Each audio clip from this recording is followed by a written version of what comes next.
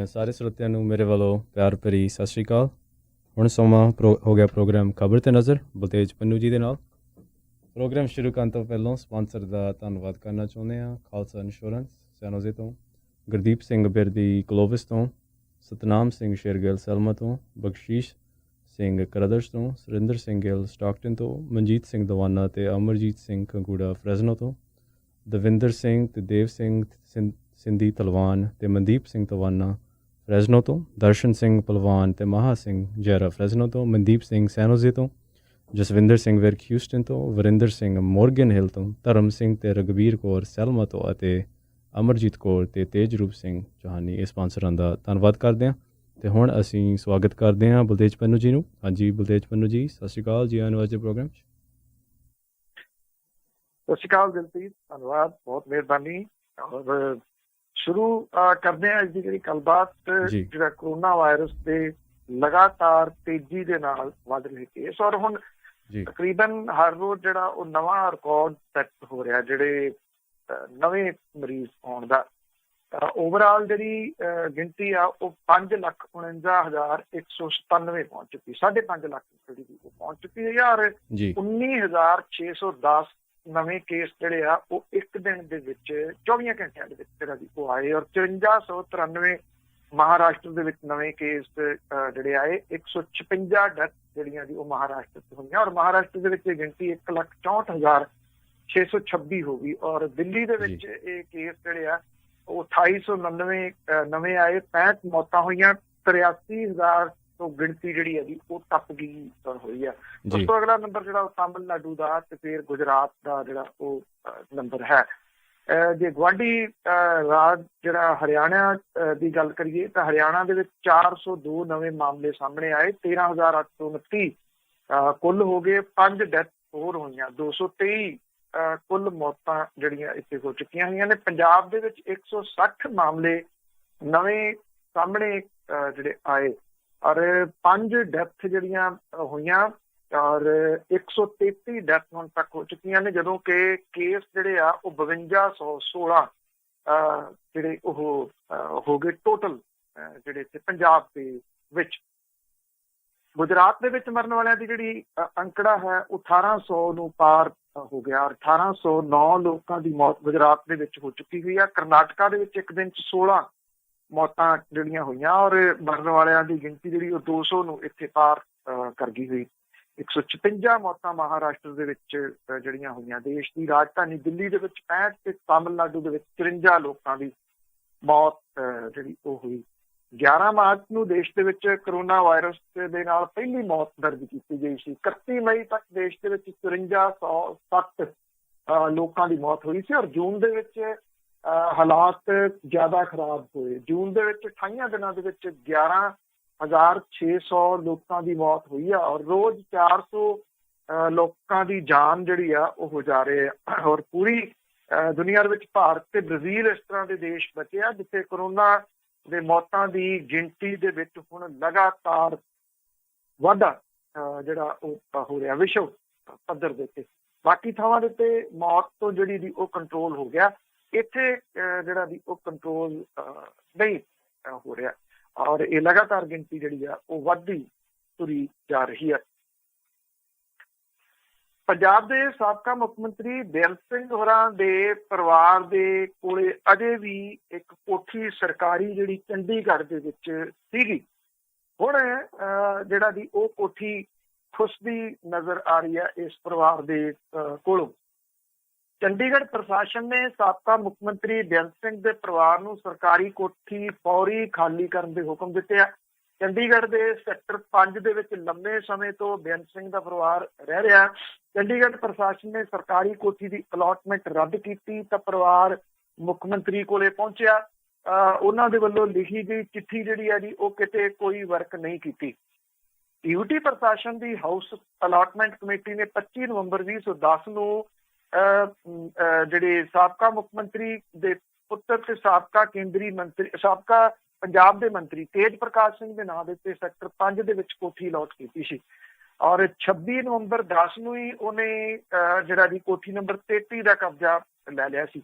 ਇਹ ਕੋਠੀ ਪਹਿਲਾਂ ਬੇਅੰਤ ਸਿੰਘ ਦੀ ਪਤਨੀ ਜਸਵੰਤ ਕੌਰ ਦੇ ਨਾਮ ਦੇ ਉੱਤੇ ਅਲਾਟ ਸੀ। ਉਹਦੇ ਤੋਂ ਬਾਅਦ ਜਿਹੜੀ ਜੀ ਉਹਦੇ ਮੁੰਡੇ ਨੇ ਤੇਜ ਪ੍ਰਕਾਸ਼ ਹੋਰਾਂ ਨੇ ਆਪਣੇ ਨਾਂ ਦੇ ਉੱਤੇ ਜਿਹੜੀ ਇਹ ਕੋਠੀ ਅਲਾਟ ਕਰਵਾ ਲਈ। ਉਹ ਇਸ ਕਰਕੇ ਅਲਾਟ ਹੋ ਗਈ ਕਿ ਕੇਂਦਰ ਦੇ ਵਿੱਚ ਉਦੋਂ UPA ਦੀ ਸਰਕਾਰ ਸੀ, ਕਾਂਗਰਸ ਦੀ ਜਿਹੜੀ ਦੀ ਉਹਦੇ ਗੱਠਜੋੜਾਂ ਦੀ। ਹੁਣ ਕੇਂਦਰ ਦੇ ਵਿੱਚ NDA ਦੀ ਸਰਕਾਰ ਹੈ। UT ਪ੍ਰਸ਼ਾਸਨ ਨੇ ਮੁੱਖ ਮੰਤਰੀ ਕੈਪਟਨ ਅਮਰਿੰਦਰ ਸਿੰਘ ਦੀ ਚਿੱਠੀ ਨੂੰ ਕੋਈ ਤਵੱਜੋ ਨਹੀਂ ਦਿੱਤੀ ਔਰ ਪ੍ਰਸ਼ਾਸਨ ਦੀ ਹਾਊਸ ਅਲਾਟਮੈਂਟ ਕਮੇਟੀ ਨੇ ਸਾਬਕਾ ਮੰਤਰੀ ਨੂੰ ਲਿਖੇ ਚਿੱਠੀ 'ਚ ਕਿਹਾ ਕਿ ਹਾਊਸ ਅਲਾਟਮੈਂਟ ਰੂਲਸ 1996 ਦੇ ਅਨੁਸਾਰ ਉਹਨਾਂ ਦੀ ਇਸ ਸਰਕਾਰੀ ਰਿਹਾਇਸ਼ ਦੀ ਐਂਟਾਈਟਲਮੈਂਟ ਨਹੀਂ ਬਣਦੀ ਔਰ ਪ੍ਰਸ਼ਾਸਨ ਨੇ ਸੁਪਰੀਮ ਕੋਰਟ ਦੇ ਵੱਲੋਂ 7 ਮਈ 18 ਨੂੰ ਦਿੱਤੀ ਜੱਜਮੈਂਟ ਦਾ ਹਵਾਲਾ ਵੀ ਦਿੱਤਾ। ਕੋਠੀ ਦੀ ਅਲਾਟਮੈਂਟ ਫੌਰੀ ਰੱਦ ਕਰ ਦਿੱਤੀ ਗਈ ਹੈ। ਸਾਬਕਾ ਮੰਤਰੀ ਨੂੰ ਕੋਠੀ ਖਾਲੀ ਕਰਨ ਦੇ ਹੁਕਮ ਦਿੱਤੇ ਗਏ ਆ। ਬਿਜਲੀ ਤੇ ਪਾਣੀ ਦੇ ਬਕਾਇਆਂ ਬਾਰੇ ਸਰਟੀਫਿਕੇਟ ਦੇਣ ਦੇ ਵਾਸਤੇ ਆਖਿਆ ਗਿਆ। ਪ੍ਰਸ਼ਾਸਨ ਨੇ ਕਿਹਾ ਕਿ 12 ਮਾਰਚ 2020 ਤੋਂ ਪੀਨਲ ਰੈਂਟ ਰਿਵਾਈਜ਼ ਹੋ ਗਿਆ, ਜਿਹਦੇ ਤੋਂ ਬਚਣ ਦਾ ਗੁਰੇਜ਼ ਕੀਤਾ ਜਾਵੇ। ਹੁਣ ਜਿਹੜੇ ਸਾਬਕਾ ਮੰਤਰੀ ਤੇਜ ਪ੍ਰਕਾਸ਼ ਨੇ ਉਹ ਕਹਿੰਦੇ ਕਿ ਉਹਨਾਂ ਦਾ ਪਰਿਵਾਰ 20 ਸਾਲਾਂ ਤੋਂ ਇਸ ਕੋਠੀ ਦੇ ਵਿੱਚ ਰਹਿ ਰਿਹਾ। ਸੁਰੱਖਿਆ ਦੇ ਮੱਦੇਨਜ਼ਰ ਪ੍ਰਸ਼ਾਸਨ ਨੂੰ ਮੁੜ ਕੇ ਅਲਾਟਮੈਂਟ ਦੀ ਮੰਗ ਕੀਤੀ ਆ। ਅਲਾਟਮੈਂਟ ਕਹਿੰਦੇ ਰੱਦ ਕਰਨ ਦੀ ਗੱਲ ਸਮਝ ਤੋਂ ਬਾਹਰੀ ਆ। ਕੁਛ ਵੀ ਆ ਇੱਕ ਚੀਜ਼ ਤਾਂ ਜਿਹੜੀ ਸਾਹਮਣੇ ਇਹਦੇ ਨਾਲ ਆ ਰਹੀ ਹੈ ਨਾ ਕਿ ਕਿਹੜੇ ਤਰੀਕੇ ਦੇ ਨਾਲ ਜਿਹੜੀਆਂ ਜਾਇਦਾਦਾਂ ਨੇ ਉਹਨਾਂ ਦੇ ਉੱਤੇ ਕਿੰਨਾ ਲੰਬਾ ਸਮਾਂ ਇਹ ਲੋਕ ਬੈਠੇ ਨੇ, ਕਿਵੇਂ ਕਿਸੇ ਨਾ ਕਿਸੇ ਜੁਗਾੜ ਨਾਲ ਬੈਠਦੇ ਨੇ। ਰਜਿੰਦਰ ਕੌਰ ਭੱਠਲ ਹੋਰਾਂ ਵਾਲਾ ਮਾਮਲਾ ਕਿਸੇ ਨੂੰ ਭੁੱਲਿਆ ਨਹੀਂ ਹੋਣਾ ਕਿ ਕਿਹੜੇ ਤਰੀਕੇ ਦੇ ਨਾਲ ਉਹ ਕੋਠੀ ਅਜੇ ਵੀ ਜਿਹੜੀ ਦੱਬੀ ਹੋਈ ਛੱਡ ਨਹੀਂ ਰਹੇ ਔਰ ਇਸੇ ਕਰਕੇ ਉਹਨਾਂ ਨੂੰ ਇੱਕ ਉੱਚ ਅਹੁਦਾ ਦਿੱਤਾ ਗਿਆ ਸੀ ਤਾਂ ਕਿ ਉਹਨਾਂ ਦੀ ਕੋਠੀ ਨਾ ਕਿਤੇ ਜਾਵੇ। ਜਿਹੜਾ ਉਹਨਾਂ ਨੇ ਪੈਸੇ ਦੇਣੇ ਸੀ ਉਹ ਵੀ ਨਹੀਂ ਭਰੇ ਔਰ ਉਹ ਵੀ ਲੋਕਾਂ ਦੇ ਗਲ ਪੈ ਗਏ, ਟੈਕਸ ਪੇਅਰ ਦੇ ਮਤਲਬ ਉੱਥੋਂ ਜਿਹੜਾ ਸੀਗਾ ਇਹਨਾਂ ਨੇ ਇਹ ਭਰਿਆ ਜਿਹੜਾ ਦੀ। ਕਰੋਨਾ ਵਾਇਰਸ ਦੀ ਮਹਾਮਾਰੀ ਦੇ ਚਲਦਿਆਂ ਲੋਕ ਜਿਹੜੇ ਨੇ ਉਹ ਟਿਕ ਨਹੀਂ ਰਹੇ। ਤੁਸੀਂ ਕਿਤੇ ਦੇਖ ਲਓ, ਪੰਜਾਬ ਦੇ ਵਿੱਚ ਦੇਖ ਲਓ, ਕਿਤੇ ਦੂਜੇ ਸੂਬਿਆਂ ਦੇ ਵਿੱਚ ਜਿਹੜਾ ਦੇਖ ਲਓ, ਲੋਕੀ ਉਸੇ ਤਰੀਕੇ ਦੇ ਨਾਲ ਜਾਰੀ ਨੇ। ਜਦੋਂ ਕਿ ਜਿਹੜੀਆਂ ਕਰੋਨਾ ਵਾਇਰਸ ਦੀਆਂ ਖਤਰਨਾਕ ਖਬਰਾਂ ਜਿਹੜੀਆਂ ਜੀ ਉਹ ਚੁਫੇਰੇ ਤੋਂ ਆ ਰਹੀਆਂ ਨੇ। ਜਿਹੜੀਆਂ ਰਾਜਸਥਾਨ ਦੇ ਵਿੱਚ ਇਹਦੀਆਂ ਪਾਬੰਦੀਆਂ ਦੀਆਂ ਦਿਸ਼ਾ ਨਿਰਦੇਸ਼ਾਂ ਦੀਆਂ ਸ਼ਰੇਆਮ ਧੱਜੀਆਂ ਜਿਹੜੀਆਂ ਜੀ ਉਹ ਉਡਾਈਆਂ ਗਈਆਂ ਔਰ ਇੱਕ ਪਰਿਵਾਰ ਜਿਹੜਾ ਭੀਲਵਾੜਾ ਡਿਸਟ੍ਰਿਕਟ ਪ੍ਰਸ਼ਾਸਨ ਹੈ ਉਹਨੇ 6.25 ਲੱਖ ਰੁਪਈਆ ਜੁਰਮਾਨਾ ਲਾਇਆ। 13 ਜੂਨ ਨੂੰ ਵਿਆਹ ਸਮਾਗਮ ਦੇ ਵਿੱਚ 250 ਮਹਿਮਾਨਾਂ ਨੇ ਇੱਥੇ ਸ਼ਿਰਕਤ ਕੀਤੀ। ਹਾਲਾਂਕਿ ਜਿਹੜੇ ਨਿਯਮ ਨੇ ਉਹਦੇ ਮੁਤਾਬਕ 50 ਜਣਿਆਂ ਨੂੰ ਆਉਣ ਦੀ ਖੁੱਲ੍ਹ ਹੈ। ਖਰਚੇ ਪੱਖੋਂ ਇਸ ਸ਼ਾਹੀ ਵਿਆਹ ਦੇ ਵਿੱਚ ਸ਼ਾਮਲ ਵਿਅਕਤੀਆਂ ਚੋਂ ਲਾੜੇ ਦੇ ਦਾਦੇ ਦੀ ਮੌਤ ਹੋ ਗਈ ਹੈ, ਜਦੋਂ ਕਿ ਜਿਹੜਾ ਵਿਆਹ ਸੀਗਾ ਮੁੰਡੇ ਦਾ ਉਹਦੇ ਸਣੇ 15 ਜਣਿਆਂ ਨੂੰ ਕਰੋਨਾ ਵਾਇਰਸ ਹੋਣ ਦੀ ਪੁਸ਼ਟੀ ਜਿਹੜੀ ਉਹ ਹੋ ਚੁੱਕੀ ਹੋਈ ਹੈ। ਅਧਿਕਾਰੀ ਇਹ ਕਹਿੰਦੇ ਆ ਕਿ ਜਿਹੜਾ ਵਿਆਹਦਰ ਸੀ ਉਹਦੇ ਦਾਦੇ ਦੀ COVID-19 ਕਰਕੇ ਮੌਤ ਹੋਈ ਹੈ, ਜਦੋਂ ਕਿ ਉਹਦੇ ਹੋਰ 2 ਰਿਸ਼ਤੇਦਾਰ ਵੀ ਕਰੋਨਾ ਪੋਜ਼ਿਟਿਵ ਪਾਏ ਗਏ ਆ। ਲਾੜੀ ਤੇ 17 ਹੋਰਾਂ ਦਾ ਨਮੂਨਾ ਨੈਗੇਟਿਵ ਪਾਇਆ ਗਿਆ। ਕਰੋਨਾ ਪੀੜਤ 15 ਜਿਹੜੇ ਮਰੀਜ਼ ਨੇ ਉਹਨਾਂ ਨੂੰ ਦਾਖਲ ਕਰਵਾਇਆ ਗਿਆ ਔਰ 100 ਲੋਕਾਂ ਨੂੰ ਕੁਆਰੰਟਾਈਨ ਜਿਹੜਾ ਉਹ ਕੀਤਾ ਗਿਆ। ਸੂਬਾ ਸਰਕਾਰ ਨੇ, ਰਾਜਸਥਾਨ ਦੀ ਸਰਕਾਰ ਨੇ ਲਾੜੇ ਦੇ ਪਿਓ ਨੂੰ ਮਹਾਮਾਰੀ ਐਕਟ ਤਹਿਤ 6.25 ਲੱਖ ਰੁਪਏ ਦਾ ਜੁਰਮਾਨਾ ਲਾਉਂਦਿਆਂ 3 ਦਿਨਾਂ ਦੇ ਵਿੱਚ ਰਕਮ ਜਿਹੜੀ ਹੈ ਦੀ ਰਾਸ਼ੀ ਜਮ੍ਹਾਂ ਕਰਵਾਉਣ ਦੇ ਵਾਸਤੇ ਕਿਹਾ। ਜੁਰਮਾਨੇ ਦੇ ਵਿੱਚ ਕੁਆਰੰਟਾਈਨ ਤੇ ਪੀੜਤਾਂ ਦੇ ਇਲਾਜ ਦਾ ਖਰਚਾ ਵਗੈਰਾ ਸ਼ਾਮਲ ਹੈ। ਜੇ ਕੋਈ ਹੋਰ ਖਰਚਾ ਹੁੰਦਾ ਤਾਂ ਉਹ ਵੀ ਵਾਧਾ ਕਰਕੇ ਆਉਂਦੇ ਦਿਨਾਂ ਦੇ ਵਿੱਚ ਪਰਿਵਾਰ ਤੋਂ ਵਸੂਲਿਆ ਜਾਊਗਾ। ਜਦੋਂ ਨਿਯਮ ਬਣ ਗਏ ਫਿਰ ਉਹਨਾਂ ਨਿਯਮਾਂ ਦੀ ਉਲੰਘਣਾ ਜਿਹੜੀ ਹੈ ਜੀ ਉਹ ਕਿਉਂ ਕੀਤੀ ਜਾ ਰਹੀ ਹੈ, ਇਹ ਸਮਝ ਜਿਹੜਾ ਦੀ ਉਹ ਨਹੀਂ ਪੈ ਰਹੀ। ਬਹੁਤਿਆਂ ਨੂੰ ਜਿਹੜਾ ਦੀ ਉਹ ਨਹੀਂ ਸਮਝ ਪੈ ਰਹੀ। ਲੋਕ ਸਮਝਣ ਦੇ ਵਾਸਤੇ ਸ਼ਾਇਦ ਤੁਸੀਂ ਕਹਿ ਲਓ ਕਿ ਤਿਆਰ ਨਹੀਂ। ਘੁਟਾਲੇ ਤਾਂ ਸਰਕਾਰਾਂ ਦੇ ਵਿੱਚ ਸਰਕਾਰੀ ਲੋਕ ਜਿਹੜੇ ਕਾਬਜ਼ ਨੇ, ਮੰਤਰੀ ਸ਼ੰਤਰੀ, ਉਹ ਕਰਦੇ ਹੀ ਰਹਿੰਦੇ ਆ, ਪਰ SGPC ਦੇ ਘੁਟਾਲੇ ਵੀ ਘੱਟ ਨਹੀਂ। ਕਦੇ ਕੜਾਹ ਪ੍ਰਸ਼ਾਦ ਸਕੈਂਡਲ ਜਿਹੜਾ ਜੀ ਉਹ ਆ ਜਾਂਦਾ, ਕਦੇ ਨਕਲੀ ਰਸੀਦਾਂ ਦਾ ਮਾਮਲਾ ਜਿਹੜਾ ਜੀ ਉਹ ਸਾਹਮਣੇ ਆ ਜਾਂਦਾ। ਅੱਜ ਕੱਲ੍ਹ ਜਿਹੜਾ ਜੀ ਇੱਕ ਘੁਟਾਲਾ ਚਰਚਿਤ ਹੈ ਉਹ ਹੈ ਸਬਜ਼ੀ ਘੁਟਾਲਾ। ਤਖਤ ਕੇਸਗੜ੍ਹ ਸਾਹਿਬ ਦੇ ਦਹਾਕਿਆਂ ਤੋਂ ਚੱਲ ਰਹੇ ਗੁਰੂ ਕੇ ਲੰਗਰ ਦੇ ਵਿੱਚ ਸੰਗਤਾਂ ਨੂੰ ਵਰਤਾਉਣ ਦੇ ਨਾਂ ਦੇ ਉੱਤੇ ਕਰਫਿਊ ਦੇ ਦੌਰਾਨ ਲਿਆਂਦੀ ਗਈ ਹਰੀ ਸਬਜ਼ੀ ਦੇ ਲੱਖਾਂ ਰੁਪਈਏ ਦੇ ਜਿਹੜਾ ਕਥਿਤ ਘੁਟਾਲਾ ਇਹਦੀ ਰਿਪੋਰਟ ਤਿਆਰ ਹੋ ਚੁੱਕੀ ਹੋਈ ਆ। ਇਹ ਰਿਪੋਰਟ ਅੱਜ ਜਿਹੜੀ ਆ ਉਹ ਪੇਸ਼ ਕੀਤੀ ਜਾਊਗੀ ਸਕੱਤਰ ਦੇ ਕੋਲੇ। ਪਹਿਲਾਂ ਮੁੱਢਲੇ ਤੌਰ ਦੇ ਉੱਤੇ ਦੋਸ਼ੀ ਪਾਏ ਜਾਣ ਵਾਲੇ ਅਧਿਕਾਰੀਆਂ ਦੇ ਖਿਲਾਫ ਜਿਹੜੀ ਹੈ ਜੀ ਉਹ ਕਾਰਵਾਈ ਅਮਲ ਦੇ ਵਿੱਚ ਲਿਆਂਦੀ ਜਾ ਸਕਦੀ ਹੈ। ਜਿਹੜੇ ਸ਼੍ਰੋਮਣੀ ਕਮੇਟੀ ਦੇ ਮੁੱਖ ਸਕੱਤਰ ਤੇ ਪ੍ਰਧਾਨ ਨੇ ਇਹ ਕਿਹਾ ਜੀ ਕਿ ਅਧਿਕਾਰੀਆਂ ਤੇ ਕਰਮਚਾਰੀਆਂ ਦੇ ਖਿਲਾਫ ਸਖਤ ਕਾਰਵਾਈ ਜਿਹੜੀ ਉਹ ਕੀਤੀ ਜਾਊਗੀ। ਮੁੱਢਲੀ ਕਾਰਵਾਈ ਤੋਂ ਬੀਤੇ 2.5 ਸਾਲਾਂ 'ਚ ਹੋਈਆਂ ਖਰੀਦਾਂ, ਰਜਿਸਟਰੀਆਂ, ਬਲੌਂਗੀ ਦੇ ਵਿੱਚ ਸਰਕਾਰੀ ਕੀਮਤ ਨਾਲੋਂ ਕਿਤੇ ਘੱਟ ਕੀਮਤ ਤੇ ਵੇਚੀ ਜ਼ਮੀਨ, ਤਖਤ ਦੀ ਆਮਦਨ 'ਚ ਆਈ ਕਮੀ, ਗੱਡੀਆਂ ਤੇ ਹੋਏ ਖਰਚਿਆਂ ਦੀ ਉੱਚ ਪੱਧਰੀ ਜਾਂਚ ਕਰਵਾਏ ਜਾਣ ਦੀ ਸਹਿਮਤੀ ਜਿਹੜੀ ਜੀ ਉਹ ਬਣ ਗਈ ਆ। ਮੈਨੇਜਰ, ਮੀਟ manager, inspector, storekeeper, accountant, ਲੰਗਰ ਮੁਲਾਜ਼ਮਾਂ ਖਿਲਾਫ ਕਾਰਵਾਈ ਜਿਹੜੀ ਜੀ ਉਹ ਹੋ ਸਕਦੀ ਹੈ। ਔਰ ਤਖਤ ਕੇਸਗੜ੍ਹ ਦੇ ਮੈਨੇਜਰ ਲੱਗਣ ਲਈ ਦਾਅਵੇਦਾਰ ਵੀ ਜਿਹੜੇ ਜੀ ਉਹ ਭੱਜ ਪਏ ਨੇ। ਉਧਰ ਸਾਬਕਾ ਜਨਰਲ ਸਕੱਤਰ ਤੇ ਸੇਵਾ ਮੁਕਤ ਅਧਿਕਾਰੀਆਂ ਨੇ ਸ਼੍ਰੋਮਣੀ ਕਮੇਟੀ ਦੇ ਸੀਏ ਦੀ ਕਾਰਗੁਜ਼ਾਰੀ ਦੇ ਉੱਤੇ ਸਵਾਲ ਜਿਹੜੇ ਆ ਜੀ ਉਹ ਚੁੱਕੇ ਆ। ਸਾਬਕਾ ਜਨਰਲ ਸਕੱਤਰ ਕਿਰਨਜੀਤ ਕੌਰ ਵੱਲੋਂ ਰਿਟਾਇਰਡ ਅਧਿਕਾਰੀਆਂ ਸਤਬੀਰ ਸਿੰਘ ਤੇ ਜੋਗਿੰਦਰ ਸਿੰਘ ਨੇ ਸੋਸ਼ਲ ਮੀਡੀਆ ਦੇ ਉੱਤੇ ਕਿਹਾ ਕਿ ਘਪਲੇ ਸ਼੍ਰੋਮਣੀ ਕਮੇਟੀ ਦੀਆਂ ਟੀਮਾਂ ਨਹੀਂ ਫੜਨੇ ਆ ਤਾਂ ਲੱਖਾਂ ਰੁਪਏ ਮਹੀਨੇ ਤੇ ਰੱਖੇ ਸੀਏ ਜਾਂ ਉਹਨਾਂ ਦੇ ਮੁਲਾਜ਼ਮਾਂ ਦਾ ਕੀ ਕੰਮ ਹੈ। ਜਦੋਂ ਕਰਫਿਊ ਲੱਗਿਆ ਹੋਇਆ ਸੀਗਾ ਇਹਦੇ ਦੌਰਾਨ ਲੰਗਰ 'ਚ ਦਾਲ ਹੀ ਵਰਤਾਈ ਗਈ ਸੀ ਔਰ ਸੰਗਤ ਨਾ ਮਾਤਰ ਸੀ ਕਿਉਂਕਿ ਕੋਈ ਕਿਸੇ ਕਿਸਮ ਦਾ ਵਹੀਕਲ ਨਹੀਂ ਸੀ ਜਾ ਰਿਹਾ। ਇਹਦੇ ਬਾਵਜੂਦ ਸਬਜ਼ੀਆਂ ਖਰੀਦਣ ਦੇ ਫਰਜ਼ੀ ਬਿੱਲ ਜਿਹੜੇ ਸੀਗੇ ਜੀ ਉਹ ਬਣਾਏ ਗਏ। ਫਰਜ਼ੀ ਬਿੱਲ ਬਣਾ ਕੇ 1 ਅਪ੍ਰੈਲ ਤੋਂ ਜਿਹੜਾ ਸੀਗਾ ਜੀ ਉਹ ਲੱਖਾਂ ਰੁਪਏ ਦੀਆਂ ਸਬਜ਼ੀਆਂ 1.5 ਮਹੀਨੇ ਦੇ ਦੌਰਾਨ ਲਿਆਂਦੀਆਂ ਗਈਆਂ ਹਰੀਆਂ ਸਬਜ਼ੀਆਂ, ਜਦੋਂ ਕਿ ਲੰਗਰ ਦੇ ਵਿੱਚ ਉਹ ਹਰੀਆਂ ਸਬਜ਼ੀਆਂ ਬਣੀਆਂ ਹੀ ਨਹੀਂ। ਉਧਰ ਜਿਹੜੇ ਗੁਰੂ ਰਾਮਦਾਸ ਲੰਗਰ ਦੇ ਵਿੱਚ ਪਹੁੰਚੀਆਂ ਜਿਹੜੀਆਂ ਦਾਲਾਂ ਦੇ ਵਿੱਚ ਹੇਰਾਫੇਰੀ ਦੀ ਦੋਸ਼ ਲਾਉਣ ਵਾਲਿਆਂ ਦੇ ਖਿਲਾਫ ਸ਼੍ਰੋਮਣੀ ਕਮੇਟੀ ਜਿਹੜੀ ਜੀ ਉਹ ਸਖਤ ਕਾਰਵਾਈ ਕਰਨ ਦੇ ਰੌਂ ਦੇ ਵਿੱਚ ਜਿਹੜਾ ਜੀ ਉਹ ਦੱਸੀ ਜਾ ਰਹੀ ਹੈ। ਉਹ ਕਹਿੰਦੇ ਕਿ ਜਿਹੜਾ ਦਰਬਾਰ ਸਾਹਿਬ ਹੈ ਇਹਨੂੰ ਬਦਨਾਮ ਕਰਨ ਦਾ ਯਤਨ ਕੀਤਾ ਜਾ ਰਿਹਾ, ਜਦੋਂ ਕਿ ਉਹੀ ਸ਼੍ਰੋਮਣੀ ਗੁਰਦੁਆਰਾ ਪ੍ਰਬੰਧਕ ਕਮੇਟੀ ਜਿਹੜੀ ਆ ਉਹ ਤਖਤ ਕੇਸਗੜ੍ਹ ਦੇ ਉੱਤੇ ਹੋਏ ਜਿਹੜਾ ਇਹ ਸਬਜ਼ੀ ਘੁਟਾਲਾ ਉਹਦੇ ਮਾਮਲੇ ਦੇ ਉੱਤੇ ਆਪਣੀ ਜਾਂਚ ਜਿਹੜੀ ਹੈ ਜੀ ਉਹ ਕਰਵਾ ਰਹੀ ਹੈ। ਅੱਜ ਜਾਂਚ ਦੇ ਵਿੱਚੋਂ ਕੀ ਨਿਕਲਦਾ ਇਹ ਜਿਹੜਾ ਜੀ ਉਹ ਪਤਾ ਲੱਗੂਗਾ। ਪਰ ਇੰਨਾ ਜ਼ਰੂਰ ਹੈ ਇੱਕ ਧਾਰਮਿਕ ਸੰਸਥਾ ਜਦੋਂ ਇਸ ਤਰ੍ਹਾਂ ਦੇ ਘੁਟਾਲਿਆਂ ਦੇ ਵਿੱਚ ਜਿਹੜਾ ਜੀ ਹੋਵੇ ਤੇ ਉਹ ਜਾਂਚ ਕਰਵਾਉਂਦੀ ਫਿਰੇ, ਸਵਾਲ ਤਾਂ ਜਿਹੜੇ ਉਹ ਵੱਡੇ ਇਹਦੇ ਨਾਲ ਖੜੇ ਹੋ ਜਾਂਦੇ ਆ। ਪੰਜਾਬ ਸਰਕਾਰ ਦੇ ਵੱਲੋਂ ਓਟ ਕਲੀਨਿਕਾਂ ਦੇ ਰਾਹੀਂ ਬੁਪਰੋਨੋਰਫਿਨ ਜਿਹੜੀ ਨੈਲੋਕਸ਼ਨ ਦੀ ਗੋਲੀ ਦੇ ਕੇ ਨਸ਼ਾ ਛਡਾਉਣ ਦਾ ਕੀਤਾ ਜਾ ਰਿਹਾ ਤਜਰਬਾ ਪੁੱਠਾ ਪੈਂਦਾ ਵਿਖਾਈ ਦੇ ਰਿਹਾ ਜੀ। ਜਿਹੜੀ ਦਵਾਈ ਨਸ਼ਾ ਛਡਾਉਣ ਲਈ ਵਰਤੀ ਜਾ ਰਹੀ ਹੈ, ਨਸ਼ਾ ਕਰਨ ਵਾਲੇ ਮਰੀਜ਼ ਉਹਦੇ ਆਦੀ ਹੋ ਰਹੇ ਆ।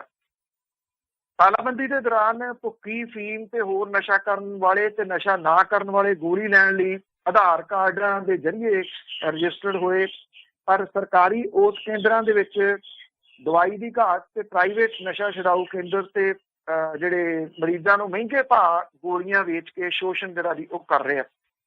ਪੰਜਾਬ ਪੁਲਿਸ ਭਾਵੇਂ ਵੱਡੇ ਪੱਧਰ ਦੇ ਉੱਤੇ ਹੈਰੋਇਨ ਫੜਨ ਨੂੰ ਸਫਲਤਾ ਦੇ ਵਜੋਂ ਪੇਸ਼ ਕਰ ਰਹੀ ਹੈ, ਪਰ ਨਸ਼ੇ ਦਾ ਮਾਮਲਾ ਪੁਲਿਸ ਤੱਕ ਸੀਮਿਤ ਨਹੀਂ। ਇਹਦੇ ਵਾਸਤੇ ਸਰਕਾਰ ਨੇ ਅਕਤੂਬਰ 17 ਦੇ ਵਿੱਚ ਅਮਰੀਕੀ ਨਸ਼ਾ ਛਡਾਊ ਪ੍ਰੋਗਰਾਮ ਦੇ ਆਧਾਰ ਦੇ ਉੱਤੇ ਓਟ ਕਲੀਨਿਕ ਪ੍ਰਣਾਲੀ ਲਾਗੂ ਕੀਤੀ ਸੀ।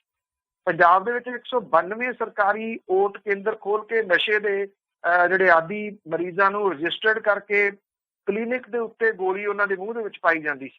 ਡਾਕਟਰਾਂ ਦੀ ਸਲਾਹ ਦੇ ਨਾਲ ਕਿਸੇ ਨੂੰ 1, 2 ਜਾਂ 3 ਗੋਲੀਆਂ ਦਿੱਤੀਆਂ ਜਾਂਦੀਆਂ ਸੀ। ਪੰਜਾਬ ਦੇ ਵਿੱਚ 2.5 mg ਦੀ ਬੁਪਰੋਨੋਰਫਿਨ ਦੀਆਂ 2.5 ਗੋਲੀਆਂ ਪ੍ਰਤੀ ਮਰੀਜ਼ ਜਿਹੜੀਆਂ ਮਤਲਬ 2.5 ਗੋਲੀਆਂ ਪ੍ਰਤੀ ਮਰੀਜ਼ ਦਿੱਤੀਆਂ ਜਾਂਦੀਆਂ ਨੇ।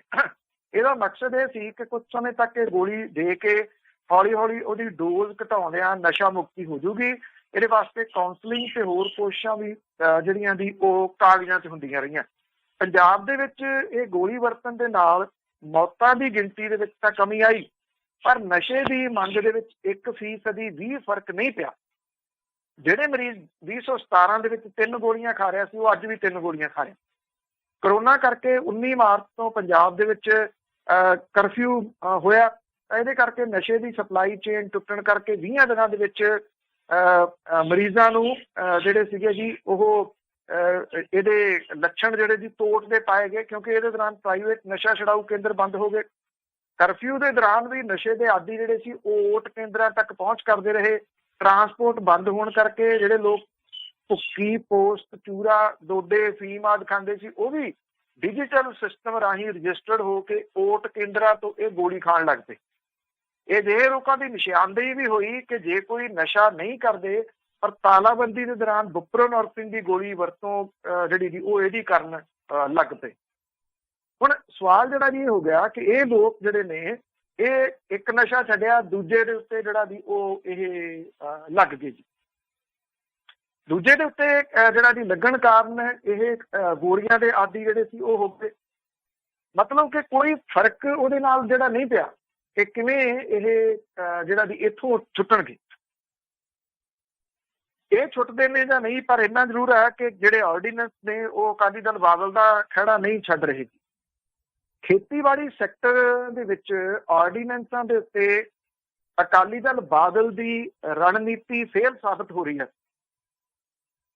ਅਕਾਲੀ ਦਲ ਬਾਦਲ ਦੇ ਪ੍ਰਧਾਨ ਸੁਖਬੀਰ ਸਿੰਘ ਬਾਦਲ ਨੇ ਇਸ ਮੁੱਦੇ ਦੇ ਉੱਤੇ ਕੈਪਟਨ ਸਰਕਾਰ ਨੂੰ ਘੇਰਨ ਦੀ ਚਾਲ ਚੱਲੀ ਸੀ, ਉਹ ਫੇਲ ਹੋ ਗਈ।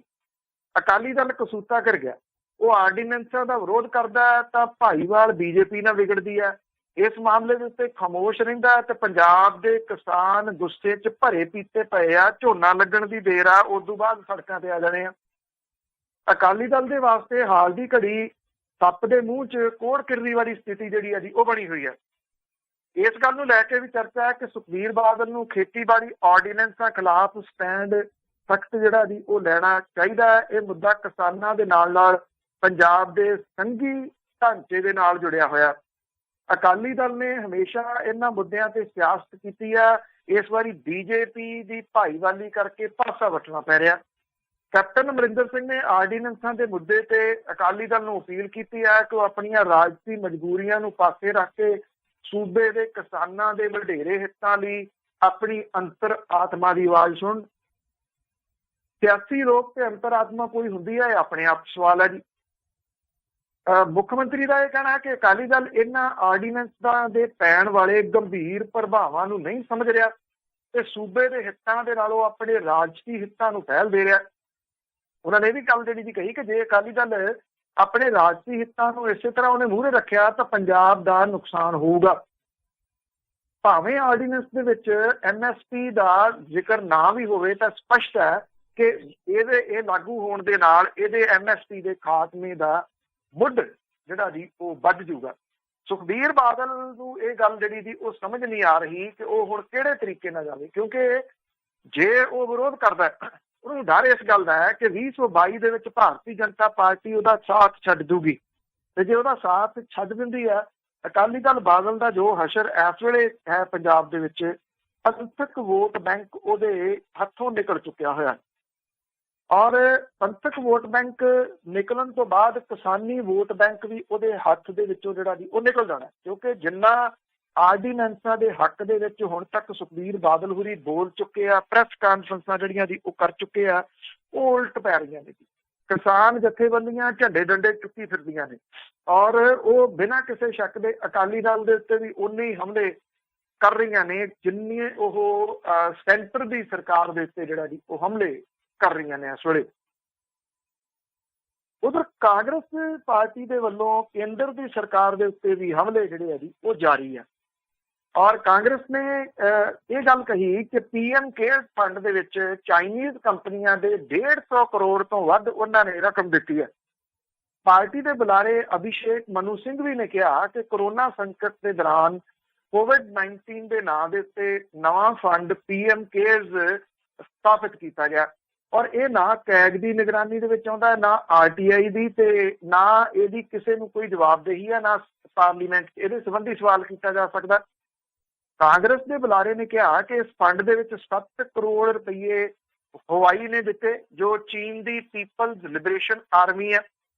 ਟਿਕਟੌਕ ਦੇ ਵੱਲੋਂ 30 ਕਰੋੜ ਰੁਪਇਆ ਦਿੱਤਾ ਗਿਆ, Paytm ਦੇ ਵੱਲੋਂ 100 ਕਰੋੜ ਰੁਪਇਆ, Xiaomi ਦੇ ਵੱਲੋਂ 15 ਕਰੋੜ ਤੇ Oppo ਦੇ ਵੱਲੋਂ 1 ਕਰੋੜ ਰੁਪਇਆ ਫੰਡ ਦੇ ਵਿੱਚ ਹਿੱਸਾ ਪਾਉਣ ਦੀ ਸੂਚਨਾ ਹੈ। ਔਰ ਇਸ ਸਰਕਾਰ ਦੇ ਲਈ ਕੌਮੀ ਸੁਰੱਖਿਆ ਅਹਿਮ ਨਹੀਂ ਹੈ, ਇਹਦੇ ਲਈ ਉਹੀ ਅਹਿਮ ਹੈ ਜੋ ਇਹ ਕਹਿ ਦੇਵੇ। ਕੌਮੀ ਸੁਰੱਖਿਆ ਦੇ ਮੁੱਦੇ ਦੇ ਸੰਬੰਧ ਦੇ ਵਿੱਚ ਕਾਂਗਰਸ ਦੇ ਬੁਲਾਰੇ ਨੇ ਦੋਸ਼ ਲਾਇਆ ਕਿ ਸਰਕਾਰ ਦਾ ਧਿਆਨ ਸਿਰਫ ਰਾਜੀਵ ਗਾਂਧੀ ਫਾਊਂਡੇਸ਼ਨ ਵੱਲ ਹੈ ਉਹਨੇ ਕਿਹਾ ਕਿ ਪਿਛਲੇ ਦਿਨਾਂ ਦੇ ਵਿੱਚ ਸਰਕਾਰ ਨੇ ਤੱਥਾਂ ਦੇ ਆਧਾਰ ਤੇ ਕੋਈ ਜਵਾਬ ਨਹੀਂ ਦਿੱਤਾ, ਇਹ ਬੀਤੇ ਦੀਆਂ ਗੱਲਾਂ ਕਰਦੀ ਹੈ, ਪਰ ਕੌਮੀ ਸੁਰੱਖਿਆ ਦੇ ਬਾਰੇ ਕੋਈ ਠੋਸ ਗੱਲ ਉਹਨਾਂ ਨਹੀਂ ਕਹੀ। ਕਾਂਗਰਸ ਦੇ ਬੁਲਾਰੇ ਨੇ ਵੀ ਕਿਹਾ ਕਿ 10-12 ਸਾਲਾਂ ਦੇ ਵਿੱਚ ਚੀਨ ਦੇ ਨਾਲ ਜਿੰਨਾ ਸੰਪਰਕ ਭਾਜਪਾ ਦੇ ਪ੍ਰਧਾਨਾਂ ਦਾ ਰਿਹਾ, ਉਹਨਾਂ ਦੇਸ਼ ਦੀ ਕਿਸੇ ਵੀ ਪਾਰਟੀ ਦਾ ਨਹੀਂ ਜਿਹੜਾ ਉਹ ਰਿਹਾ। ਔਰ ਚੀਨ ਦੇ ਨਾਲ ਮੋਦੀ ਹੋਰਾਂ ਦੇ ਜਿੰਨੇ ਸੰਪਰਕ ਪ੍ਰਧਾਨ ਮੰਤਰੀ ਤੇ ਮੁੱਖ ਮੰਤਰੀ ਵਜੋਂ ਰਹੇ ਨੇ, 4 ਵਾਰੀ ਮੁੱਖ ਮੰਤਰੀ ਰਹਿੰਦੇ ਆ ਤੇ 5 ਵਾਰ ਪ੍ਰਧਾਨ ਮੰਤਰੀ ਰਹਿੰਦੇ ਆ, ਉਹਨਾਂ ਦੇ ਚੀਨ ਦੇ ਦੌਰਿਆਂ ਨੂੰ ਸਾਰੇ ਜਿਹੜਾ ਜੀ ਉਹ ਜਾਣਦੇ ਨੇ। ਔਰ ਪਿਛਲੇ 6 ਸਾਲਾਂ ਦੇ ਵਿੱਚ ਚੀਨੀ ਆਗੂਆਂ ਦੇ ਨਾਲ ਪ੍ਰਧਾਨ ਮੰਤਰੀ ਨੇ 18 ਬੈਠਕਾਂ ਕੀਤੀਆਂ। ਕਾਂਗਰਸ ਦੇ ਬੁਲਾਰੇ ਨੇ ਇਹ ਵੀ ਕਿਹਾ ਕਿ 2013 ਦੇ ਵਿੱਚ ਚੀਨ ਨੇ ਲਦਾਖ ਵਾਂਗ ਡਿਪਟਾਂਗ ਤੇ ਵਾਈ ਜੈਕਸਨ ਦੇ ਵਿੱਚ ਹਰਕਤ ਕੀਤੀ ਸੀ, ਪਰ ਉਹਨੂੰ ਉੱਥੋਂ ਹਟਾ ਦਿੱਤਾ ਗਿਆ ਸੀ। ਉਹਨਾਂ ਇਹ ਵੀ ਕਿਹਾ ਕਿ ਜਦੋਂ ਪ੍ਰਧਾਨ ਮੰਤਰੀ ਚੀਨੀ ਰਾਸ਼ਟਰਪਤੀ ਸ਼ਿਨਪਿੰਗ ਦੇ ਨਾਲ ਝੂਲਾ ਝੂਲ ਰਹੇ ਸੀ ਤਾਂ ਉਸ ਵੇਲੇ ਚਮਾਰ ਦੇ ਵਿੱਚ ਘੁਸਪੈਠ ਕੀਤੀ ਗਈ ਤੇ 2017 ਦੇ ਵਿੱਚ ਡੋਕਲਾਮ ਦੇ ਵਿੱਚ ਟਕਰਾਅ ਜਿਹੜਾ ਸੀ ਉਹ ਵਧਿਆ। Thank you very much Dilpreet, ਬਹੁਤ ਮਿਹਰਬਾਨੀ ਜੀ। ਬਹੁਤ ਧੰਨਵਾਦ ਬਲਤੇਜ ਪੰਨੂ ਜੀ। ਸਤਿ ਸ਼੍ਰੀ ਅਕਾਲ। ਸਤਿ ਸ਼੍ਰੀ ਅਕਾਲ ਜੀ। ਇਹ ਸਨ ਬਲਤੇਜ ਪੰਨੂ ਜੀ ਅੱਜ ਦੇ ਪ੍ਰੋਗਰਾਮ 'ਚ ਖਬਰ ਤੇ ਨਜ਼ਰ। ਤੇ ਇੱਦਾਂ ਹੀ ਅਸੀਂ ਇਜਾਜ਼ਤ ਦਿੰਦੇ ਹਾਂ, ਕੱਲ੍ਹ ਨੂੰ ਮਿਲਦੇ ਹਾਂ।